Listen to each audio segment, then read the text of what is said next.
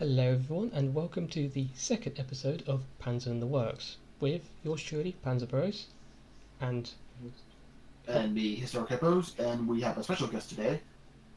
a special guest of Patango for the Win, or as his new channel, Chisaichi. Hello.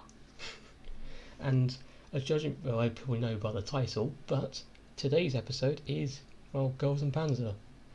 Everyone judges it by the title, but I assure you the show is quite different from everyone thinks from the title, which personally brilliant, but it's I put it through the basics. I describe it as a combo of a little bit of slice of life. It's pretty much a tournament arc, and there's quite a bit of action and a lot of references to. If you know your World War II stuff, you will enjoy the show.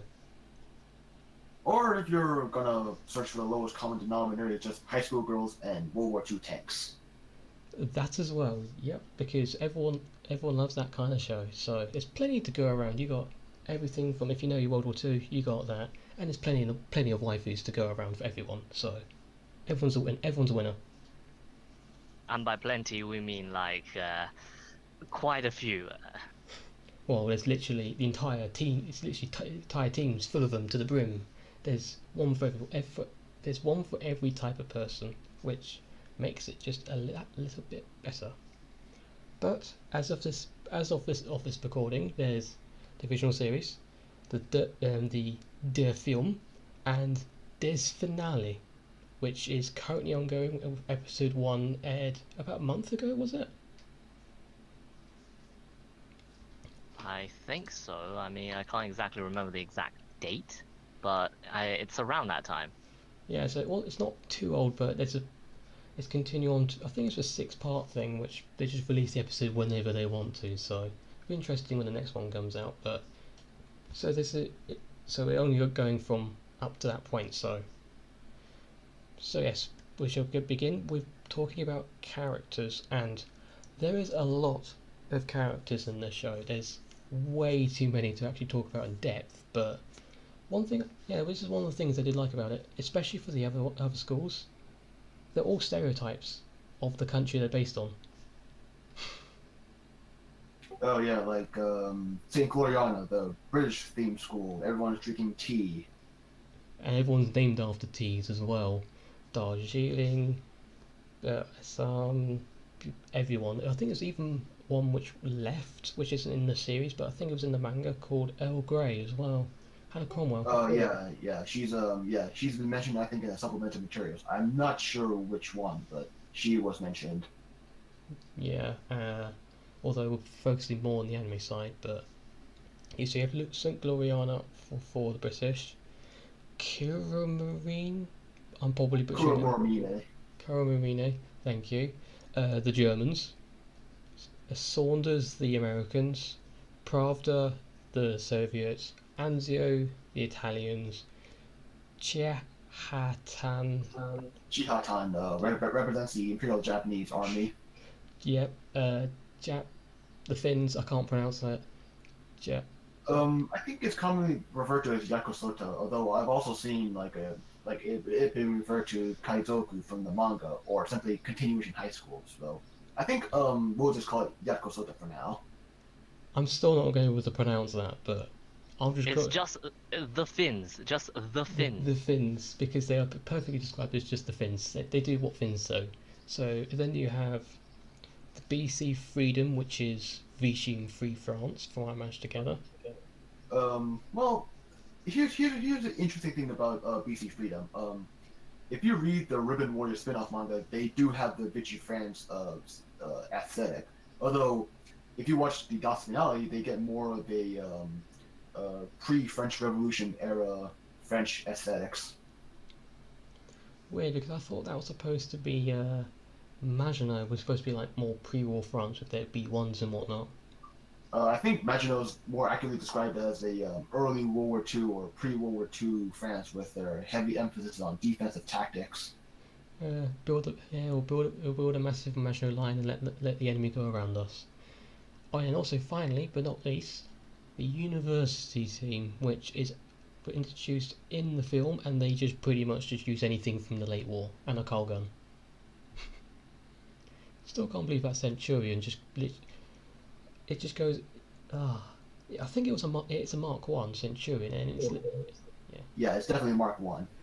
yeah, because if it would go for later marks, it wouldn't be in the category. But yeah, oh yeah, for people who don't know, the point of it is you cannot go have tanks beyond the Second World War. That if it's when the World War Two ended, you can't have a tank beyond that. So say if you can have a T-44 because they were first built in 1944, but you can't have one with like a 100mm gun. You have to have the 85mm gun version.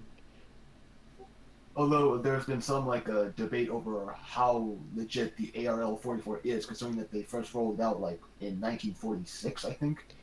The original idea was I think 1943, 1944, but one of the turrets you see in the Des Finale episode 1, that was a after-war design. So Well, then again, I've heard that if you know where to look, you'll notice that there are some anachronistics in some of the tanks. Like I've heard that the Pershings used by the selection team are actually Korean War veterans because Korean War variants because the World War II version Pershings would never go that fast. I don't think mini tanks were able to go that fast, but we would just throw physics out the window for most of it. So, but Yes. Yes, the series where like nobody dies. That's the important thing. Nobody dies. oh, it's because there's a certain protection system around it, which will protect you from anything really. So we can have these little French tankettes, not French tankettes, but Italian tankettes going up against a mouse, because that's what I call it's perfectly safe. I mean, what can you say? It's in the real world we call that plot armor, but in anime they just condense it down into one single word, and that is just carbon. Carbon, I agree with that. But of course, we can't forget about the main character school, Alright, which is actually an actual place, and if you actually go there, it has a bunch of merchandise. I found that. Oh yeah, a lot of merchandise. Ever since the anime aired, like that city got a lot of tourism. No wonder why, and it's split into quite a few teams. So you have the Anglerfish team, which is the main characters, the main 5 in the Panzer IV. The Turtle team, which they're in the Panzer 38T, which becomes a Herzer towards the end. The Duck team, which is a Type 89, and it goes way too fast. I think there's one scene where it goes up against Saunders and it's outrunning a Sherman, but it's an infantry tank. What do you call it? Plot armor. You have the Hippo team, which is the Stug 3, one of my personal favourite teams. You have the Mallard team, which is the Charwan Bis. The Chinu, which I think the team was the Anteater. Yeah, the Anteater team. Yeah, it's the Anteater team. I never knew that until I actually had to look it up. Then you have the Lipon team, which I think is supposed to pronounce it, which is the Tiger P, which the scene where it's first introduced was incredibly accurate, I have to say, where it gets bogged down in the mud, then catches on fire, and then stops. And finally, but not least, you have the Shark team, which is a Mark IV for some reason, because land ships. Land ships are World War II, alright? I still don't. Still not sure, but hey, the pirates, so we'll just gloss over it. So does anyone have like a favourite team or like a favourite school? I pick Selection Uni. Yes, because you do like Alice, so she is yours. Well, I mean, she's a very capable commander. You cannot deny that. I can't deny that, but also I want the driver of that Centurion as well. Oh yeah, that Centurion driver. Whew! That driver can pull off some maneuvers in such a massive tank. Or hell, anyone in that Centurion. Yeah, just get that Centurion team and yeah. Well, it kind of reminds me of the Lipon team with the Tiger P of just doesn't matter what they do, you can put some Eurobeats over it and it'll fit perfectly. Although I did actually discover that every single team member in the Nippon team are actually named after Japanese F1 drivers and drift drivers. Oh yeah. If you look closely at the characters, each team in Ori has some kind of like theme going on. For example, like for the Duck team, each member is like I believe named after famous like sports athletes in Japan or something like that. Oh yeah, because of all they're basketball players, aren't they? Volleyball.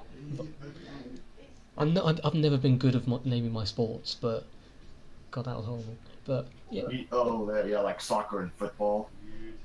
yeah, it's always been that debate, but uh, yeah, all of them do have a certain aesthetic. Like the Hippo team is the history team, which I can never remember all their names, but Irwin, Kaiser, Oreo, I think that's how you pronounce it, and Simonza. that's the one I always forget. The last one, I don't know why, but yeah, they're all pretty much all based off generals and whatnot from history. So, one of the things I do like the rabbit team, which they're there just because why not, and one of them which always stares at a butterfly. The members of the turtle team, their names have like fruits in them. Like Anzu is apricot or something. Well, I didn't even know that, and I did my research, so. And the members of the anteater team are all named after like animals or something. That makes sense.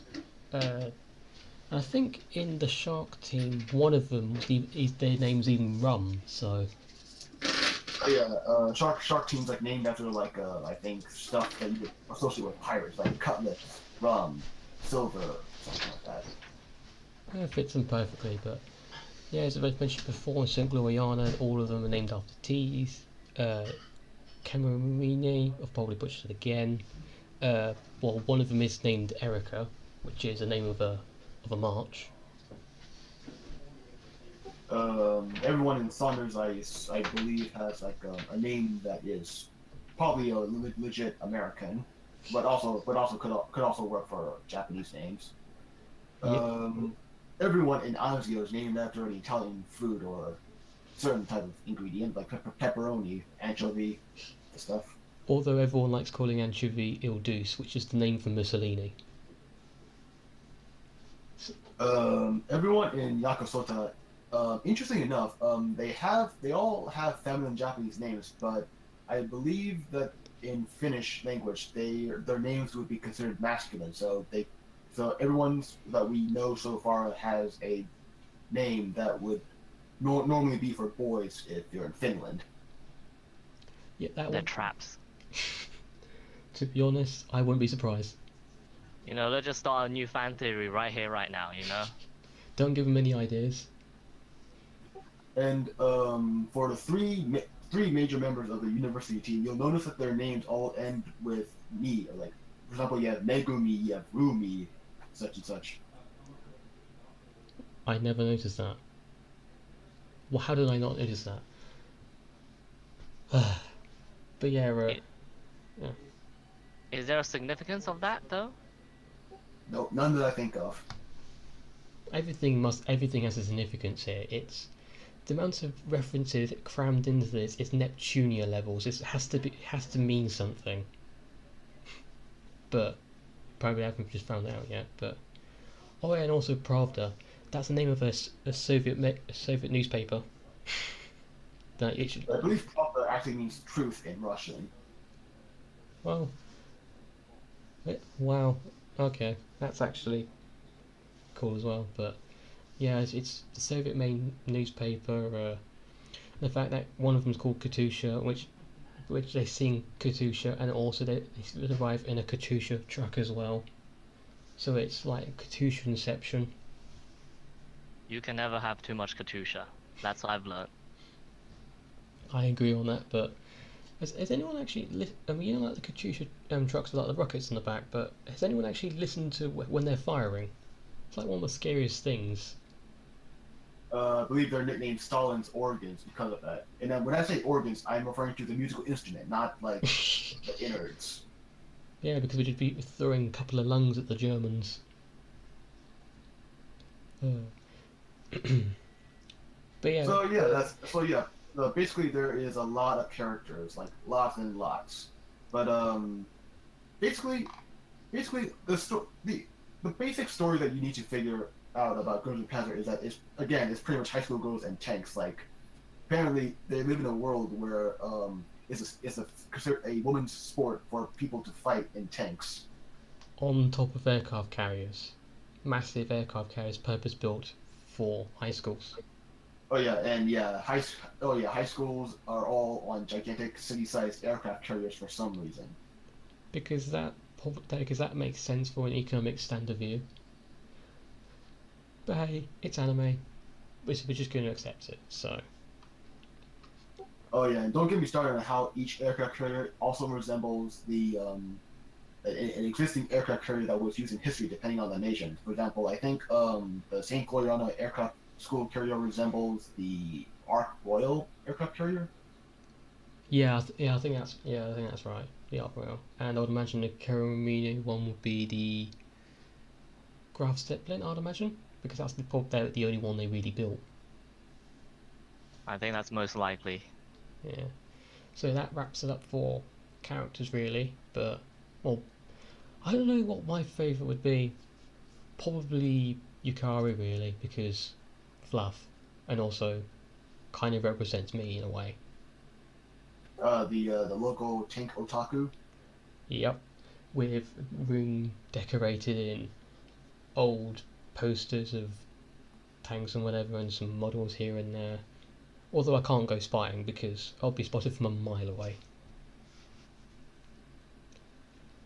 But yes, we go on to the story, which I know it's not a huge story really. It doesn't really break any boundaries. It's I'd describe it more as like a tournament style in terms they go from the bottom, that school will be closed down if at some point unless they win, in which they'll gradually work their way up and win.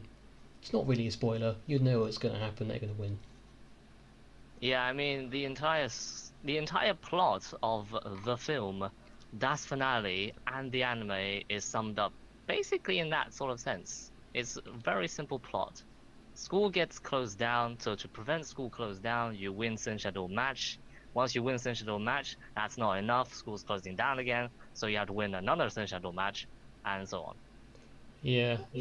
They never seem to encounter a problem they cannot solve by throwing tanks at it. That Just is like true. real life. Yay! When in doubt, throw more tanks. So, before we go on to references, because there's quite a few of them, I like to talk about the music involved in the show, which from what I noticed, pretty much all of them are military marches. Oh yeah, like Kuromuramina uses Erica and Panzer lead. Yeah, you have the British Grenadiers as well, and in the film, the university team uses When Johnny Comes Marching Home. That's actually a really good one as well. There's also the U.S. Artillery March. Oh yes, that one as well. Yeah, that's for Saunders, but there is a lot of ones, and also it's the Finnish one. I can't pronounce it. It's polka. Just that. It's polka. Yeah, polka. It's something polka. I can't. Yeah, it begins with an S, but it's Finnish, and if you actually listen to it on a loop, it's actually quite relaxing. Which is weird compared to the scene it's shown in, which is a BT-42 literally drifting around Pershings and flying across like a canyon. Other than that, the music of Girls and Panzer, I think, is just like mostly orchestra or sorts.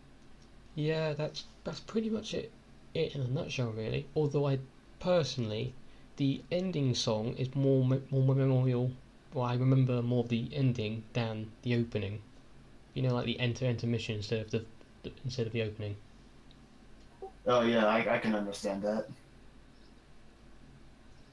Well, that's pretty much it for music, I guess. But I know just all of them just, and there's also the one. I forgot what it's called, but it was against Pravda, and you had Erwin and Yukari marching through the snow, and they're singing a song. Yuki no Shingun. That's the song that's called. That's it. Yeah, that's got nothing really to do with World War Two and that, but it comes a bit before where I think it's like a French mouse, no, not French, Japanese mountaineer division pretty much froze to death in the mountains. And in the first Sino-Chinese War, something like that. Meanwhile, in Das Finale, the French get the Onion song. Oh God, the onion song. They're singing about how they love onions. Because out of all the songs the French are famous for, you gotta choose that one, right? Well, it's either that or sing about cheese or baguettes, so they chose the best one. But yes, But yeah, what do you guys think of the Das Finale opening, which they definitely changed? I quite enjoyed it, especially when they had the Tiger P drifting around the corner. It's just they just put it in for 2 seconds, and if you looked away and looked back, you wouldn't notice it. But I noticed it, and I was quite happy with that. But overall, I really enjoyed it. But is it just me, or does it feel like that the new opening called Grand Symphony just like kind of feels like a massive departure from the aesthetic of the anime series, where both the opening and the ending songs were rather cheerful, you know, like just like the series itself. It shouldn't really be taken seriously. Like no real dark elements unless you intentionally look for them. But Grand Symphony, the new opening just feels a little like they're like more serious than lighthearted. Well, yeah, I see what you mean. I think it's probably to do with the fact they're not really going to make any more after this, but and also the fact that they're kind of like late years now, like second to last year at their respective high schools. So beyond that, someone else has to take the torch. Unless I've got my facts right. It's like K-On! All over again. Oh God.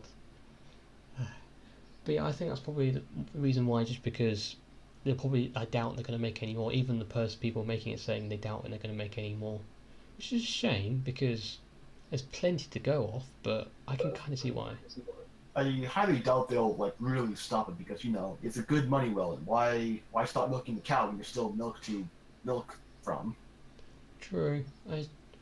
Well, so you can only have a certain amount of super heavy tanks before it starts losing its effect. That's kind of what I was gathering from their interviews. So that's why they have one mouse, one T95 or T28 depending on who you ask. Just to keep yeah, it's just to keep it more entertaining when a super heavy tank does roll around the corner. Yeah, I guess there's only so much World War II tanks you can go around before you go full wall of tanks and scrape the bottom of the barrel and get blueprint tanks. And we all know how we talk about that game around here. Oh, I think the Girls and Panzer could definitely need a few WZ-111 FTs. You know what I mean? Oh, why not stop there? Add a couple of defenders while you're at it. Pravda win every year. But yes. Anyway, quickly skipping over that. Quite a large part of it, I do have to say, is references to either certain vehicles, people, events, film, whatever. But there's a lot. Mostly historical ones if you know anything about history. Yeah, like uh, it, For example, the birthday dates of our main characters of the English team are all like dates of important battles of World War II. Yep. I even have the information up, but so Miho's is 23rd of October, which is the second Battle of Alamein. Sayori's is 22nd of June, Barbarossa. Hana is the 16th of December, which is the Battle of the Bulge. Yukari's is the 6th of June, which is D-Day. And Mako is the 1st of September, which is Invasion of Poland. So, very, very memorable days, which makes sense into the main characters. Although, some of them I'm surprised have chosen, like Second Battle of Alamein. I'm surprised they've chosen that one because not a huge amount of people actually know about that one. Although it is a very important battle. I suppose there's only like so many like important battle dates to go around before they have to choose something. True. It's an incredibly important battle, but no one really remembers it because I don't know, it just happened in North Africa, so no one really pays attention to North Africa. I think it's one of the ones that actually has a lot of tank involvement. I think that's why they probably picked it, as opposed to something like Siege of Tobruk. Yeah, and which would make sense because that was when the first time the British actually used like Stuarts and M3 Lees and whatnot, which were interesting vehicles, to say the least. That reminds me. Does it kind of like bother anyone of why Saunders doesn't use Stuart light tanks, even though they were commonly used by the U.S. Army during World War II? Well, I don't know. They're like more of a superior firepower model, so I reckon they probably didn't use it because they didn't have enough tanks really. So, and they are known for their Shermans, so. So much so that they use Sherman Fireflies, which they never used. Apparently, there was literally a battalion which might have used some, but apart from that, pretty much all of them were British. So it's a little bit of historical inaccuracy, but I think overall it's not too bad. It's still a Sherman technically. Although, imagine if they use the Minesweeper version. Oh yeah, the crabs.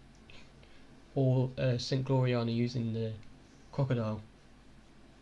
And the church crocodile. I think that would turn the show into something completely different and a lot more darker. To be honest, yeah. No, never mind. Who wants to bet that Saunders does have Shermans with crab minefields and they just use those for like I don't know landscaping or mowing the lawn? I like to picture Kay doing that. Well, it's Saunders, so they probably actually do that. They have the money as well, so. But yeah, something I did. Well, going on from that, there's something because everything's a reference, of course. Like the main tiger you see in the final battle with Uriah versus Karamuni, which I've probably butchered again. That tiger is Tiger 212, which is Wittmann's tiger. And I think in one flashback that our main character Miho has, her tiger tank was number 131, I think. 217, I think. It's all numbers, but I think it was also Carius's one. Yeah, that one. Yeah. It only appeared for one scene, which is a shame, but it shows they do have more than one tiger, which makes sense since they have a mouse. Which doesn't make a huge amount of sense because technically 2 were built, but it was technically 1.5. Still counts.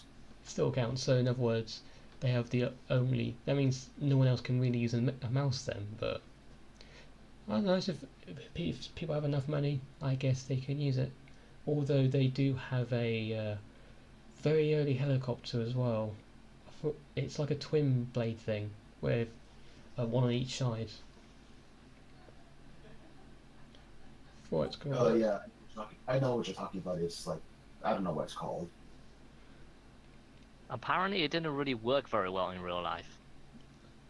I'm not surprised because out of all the stuff the Germans did, yes, they were very advanced, but they didn't really work in the end of the day.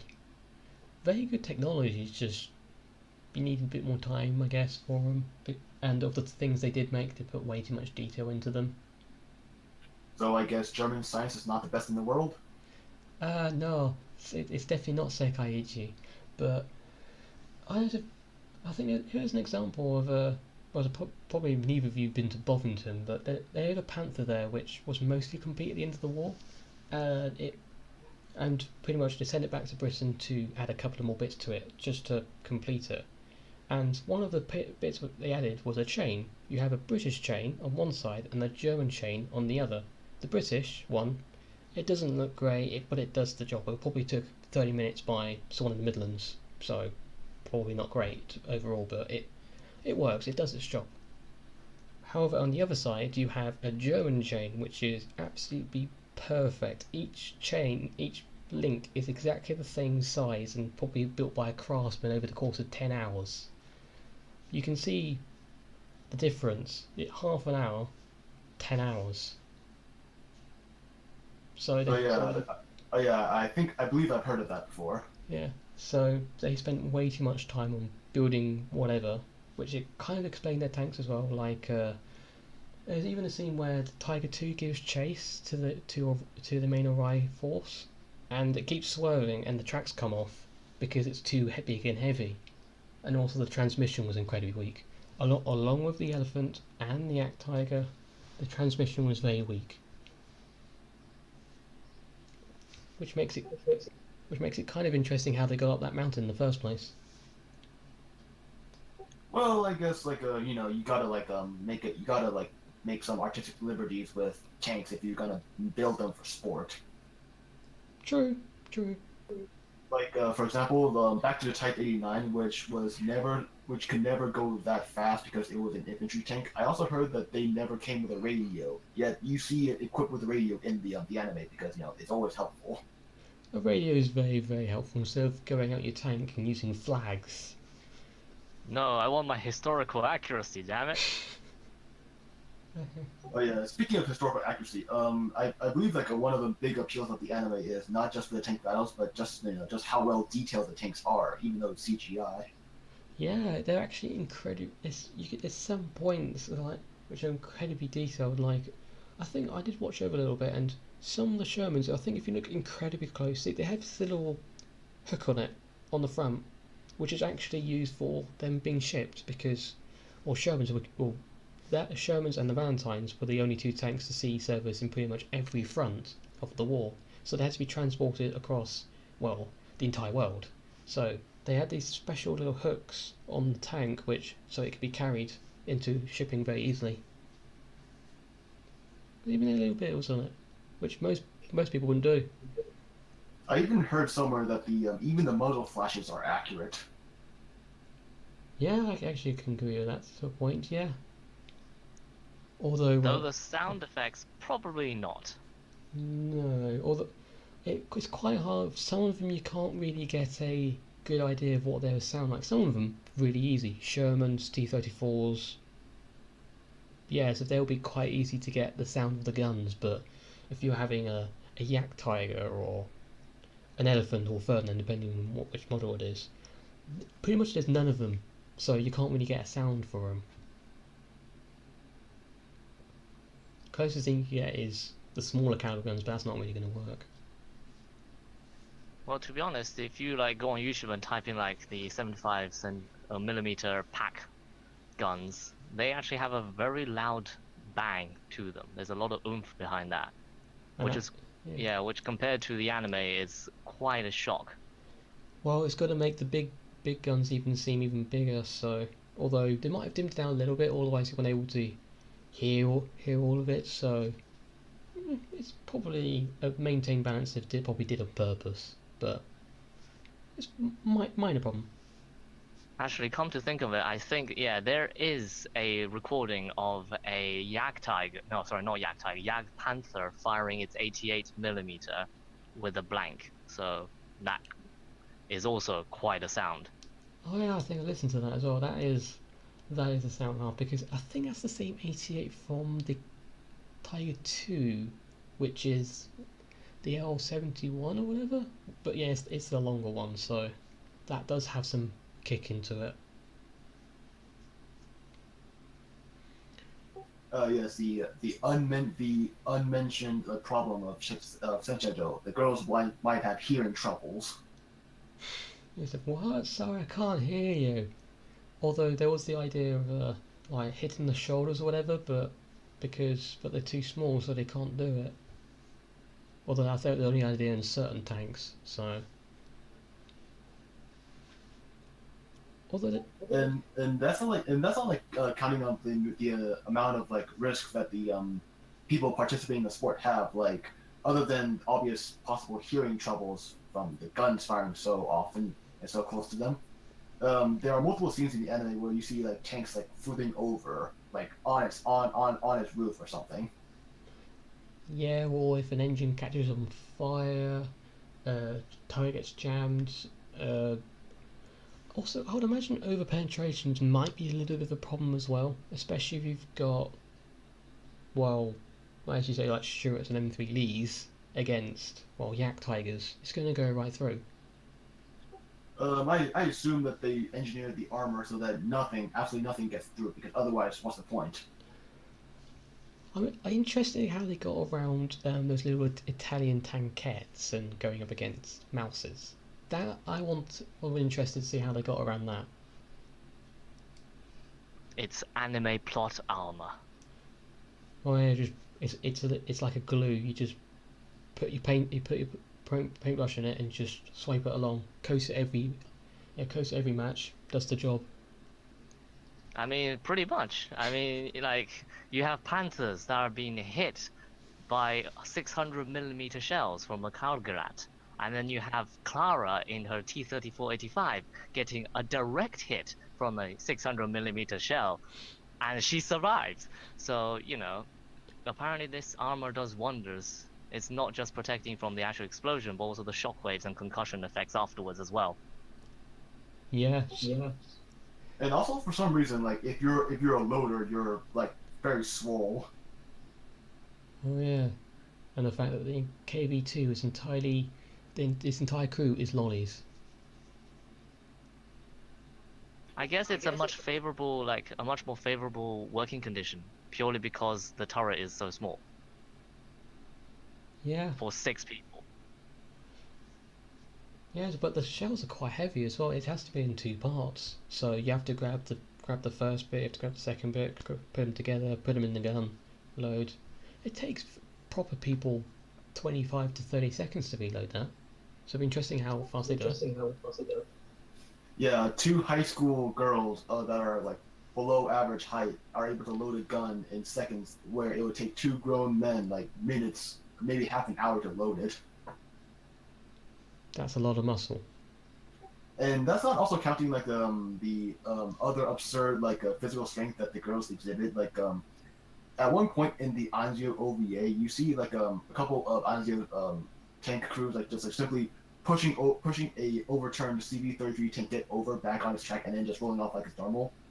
Those tankettes they weigh at least a few tons. So like how are they able to push it unless their spaghetti has like some steroids in them? I reckon all of them do, to a point. Just some people it works a little bit better than others, I guess. Some of them make them a bit more angry. But yes, reasons why I wanted to focus more on the anime side instead of like the manga and some spin-offs or whatever is some of the characters do vastly change between anime and manga. Like Anchovy completely changes between the two. Oh yeah, in the manga where she first appeared, she was more of like an Erica clone or something. Yeah, a lot more angry, a lot more. I don't know, they're not pretty much the polar opposite of the one you see in the OVA. So, yeah, I'm not sure. Well, I prefer the one in the anime. It's just a lot more light-hearted and much more Italian personally for me.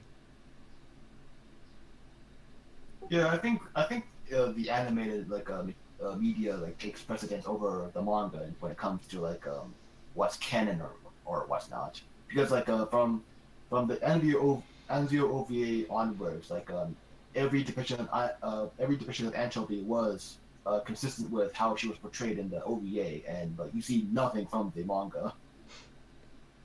Nice. I haven't really read the manga, so I'm just going along with what you guys saying. So yeah, I totally agree. I have the four parts, which they're generally the same. There's only slight differences, like the B1 Bis appears in the Anzio battle instead of first time in the Pravda battle. It's very minor details, although some of the characters do change a little bit. Apart from that, it's mostly the same, although they do gloss pretty much entirely over the Saunders battle, which I found quite weird. Well, the anime glossed over the Anzio battle, so I guess it's like the manga is providing an alternative. Like, we'll skip the Saunders battle so you can find out what happened in the Anzio battle. True, it makes it a bit more understandable by skipping over the Italians instead of the Americans, because the Americans are going to put up a lot more of a fight than the Italians because they're Italians. No offence to Italians, but generally their track record in the Second World War wasn't great at all. We switched sides. Well, even before that, lost against Greece, couldn't invade Egypt, changed sides halfway through, and killed their leader. And I think at some point in North Africa, Italian mechanized army lost to a bunch of barefooted spearmen. Yeah, and they took a good couple of months to invade Ethiopia as well. I mean, Winston Churchill once referred to the Italians as the soft underbelly of Europe. It turned out to be anything but a soft underbelly. It was a lot softer than the top. So, although well, I wouldn't know. The Allied forces invaded Italy in 1943, but even when the war ended in Europe, the Allied forces still didn't like conquer all of Italy because they were that slow. yeah, and towards the north it is very mountainous, which doesn't make much sense when the elephant tank destroyers, when they originally had them in Kursk, they made them even more heavy, which is a bad idea because they've got an incredibly weak transmission, but sent them to Italy. Just by going over the hills in Kursk, made their engines burst into flames. So what would the Italian mountains would do to them? So yeah, bad decisions. But we're going a little bit off topic. But it is interesting because you can go just by talking about the show. You end up talking about the Second World War anyway, just because there is so many links you could just make to it. So you may even covered a couple of the bits which were actually in the show just by talking about, well, Italy as a whole. Well, but there was the American invasion of Anzio anyway to get around the Gustav line. Oh. Anyway, on to the next topic, which personally wasn't a huge amount of. Probably won't be a huge bit to go through, but possible improvements. Overall, well, it is a really good show, but I don't know. I'm not sure it's just because there's so many teams to focus on anyway, but I don't know, it's too many characters to focus enough time on, especially in 12 episodes and a film and starting a new 6 series. So I don't know, once you get like a basic idea of each of the characters, but there isn't a huge amount to flush the more secondary ones out, or just generally most of them, personally. Yeah, basically, if you're not the main character, you don't get a lot of development. Which is a shame because some of them are incredibly interesting, like for example the Hippo team. That I would happily watch a couple episodes of them just talking about history. But I'll just you can tweet them, tweet the producers of the anime. So, where's my Hippo team OVA 3 episodes?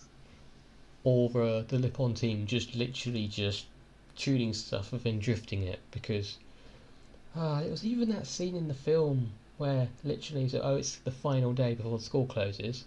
They end up getting this old Toyota thing. They've tuned it to the max pretty much, and then just go around the night on the top of an aircraft carrier and just go drifting. And no one pointed this out when it came on. Although they did pretty much put nitrous on Tiger P. Yeah. Well, I mean, how else are you gonna get that tank to move anywhere? To be fair, just because it was so unreliable, but I know it's a. I think it's a diesel engine, whatever, powering electric motors which drive the tracks. Which so technically it's a hybrid. Well, you first seen it here, boys. Because if you want a hybrid, buy a Porsche Tiger or try, because they kind of all were converted to elephants, and probably about 3 of them survive to this day, maximum. I know there's one at the moment is at Bovington, but I think it has to be sent back to France soon. Apart from that, I don't think any exist. So forget the Toyota Prius. Now comes a new vehicle for the environmental friendly folks out there. Well, it'd be a lot cooler, I have to say. And also, you can see you have a Porsche. That is very true. So I've got a Porsche. More. I can't think of any. I can't think of anything to like improve the series because like what's there to improve? You can't prove on perfection. Well, I guess there are some stuff you could improve, but I just can't think of anything specific to say.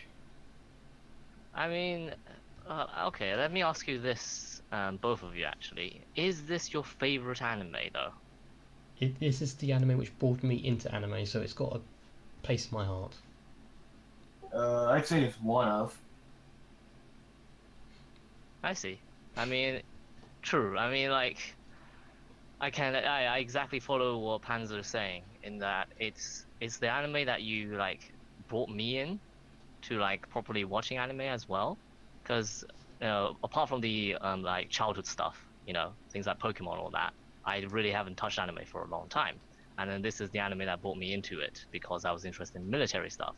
But then once again, I mean, despite that, I don't think it's my favorite anime. Done. I can say that. Yeah. It's definitely up there personally for me, being really good, but and also the fact that there's a lot more schools as well, which are barely mentioned even in the manga. So I would love to see a lot more of them. Like I do follow a one which dedicates himself to the Romanian school. Which that's a Dracula, I think their name is, but it's actually quite interesting. They actually had a Herzer before the Herzer, which is weird to think about it. The Martial or whatever it's called. So the only thing I can really say is, please put more, have the other schools into it a bit more, because I would love to see them. There's the yogurt one, which is Bulgaria. There's even an Australian one. There's a Viking one. Yeah, there's a lot of them. I want to see Waffle. Waffle School is best school. Is that Belgium? I Yeah, think so. I think so. I don't know why they call themselves Waffles, but so, oh no, here comes the Waffles. Whatever shall we do? It's the attack of the mechanical waffles. I now picture tanks, but they're waffles with tracks on them. The ultimate killing machines. And then when they break down, they they leak syrup. Oh, they must be great fun with the Maple High School that exists in the back supplemental material, which is Canadian. Well, every time they shoot someone, they apologise. So just destroy an enemy unit. Just they have to go past them and just say, "I'm so sorry for that, chap," and then just drive off. That'll be an interesting battle. That would be a very interesting battle. So yeah, I think that's pretty much everything for it. But conclusion.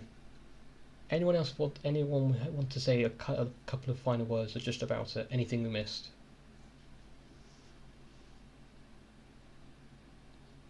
Well, all I'm gonna say is, if you want to watch something that has military action, but is not very much the nitty-gritty, and the hardcore like good burly men going out and saving the world and stuff. This is pretty much the best thing there is.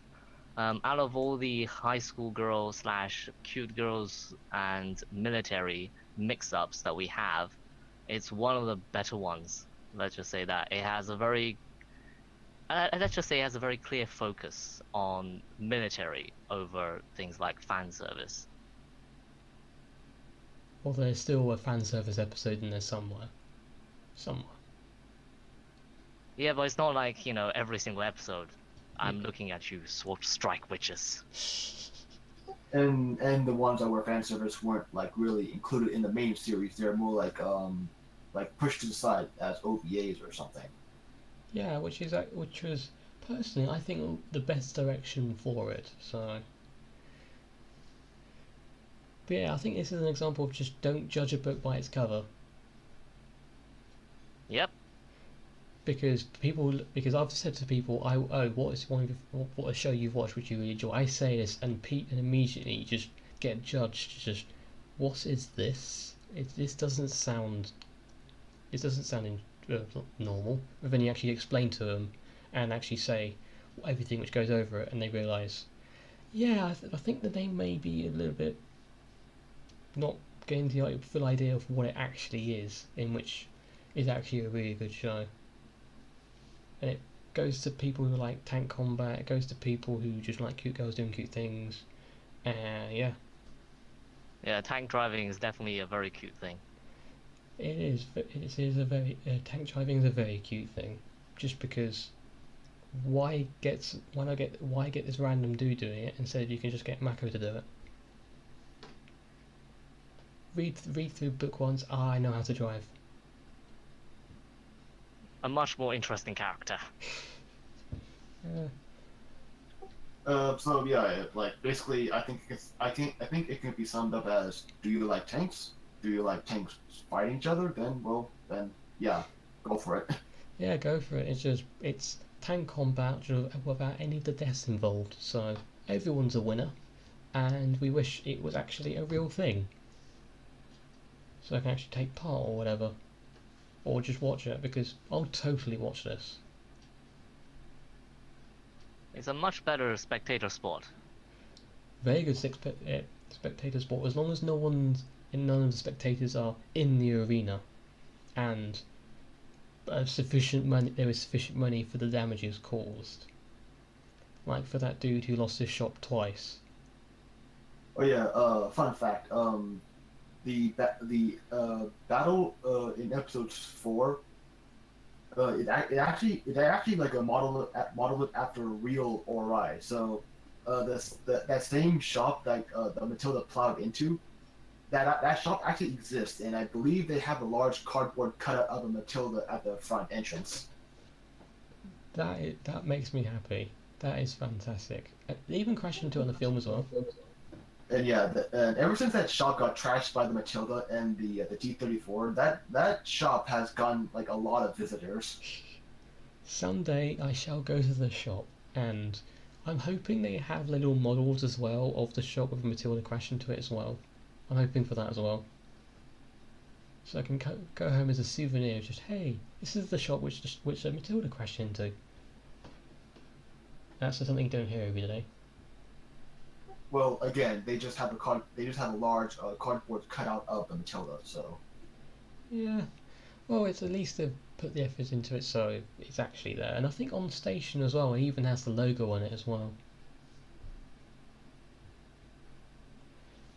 But yes, there's a lot of things we haven't talked about in terms of references to characters, whatever, here, which there's plenty out there, but I'd imagine I'll probably link some websites which have a lot of information to do with it, and I think that's pretty much it, unless anyone else has anything else to say.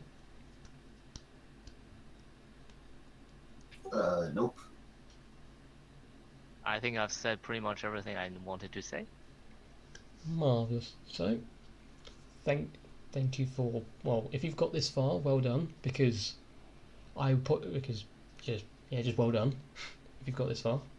I have been Panzer, and I'm Historic Hippos,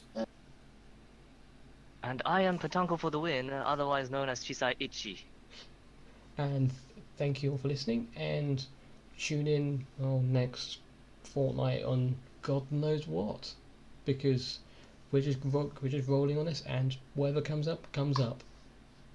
And that's pretty much it. So.